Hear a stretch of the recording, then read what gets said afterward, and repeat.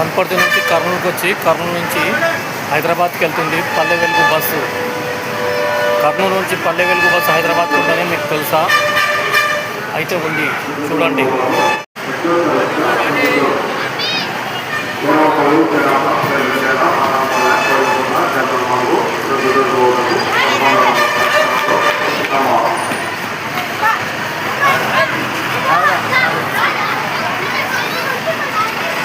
Charge వచ్చేసి 350 రూపాయలు అంట కర్నూలు నుండి హైదరాబాద్కు. ఇది వనపర్తి డిపో నుంచి కర్నూలుకి వస్తుంది, కర్నూలు నుంచి హైదరాబాద్కి పోతుంది పల్లె వెలుగు బస్సు.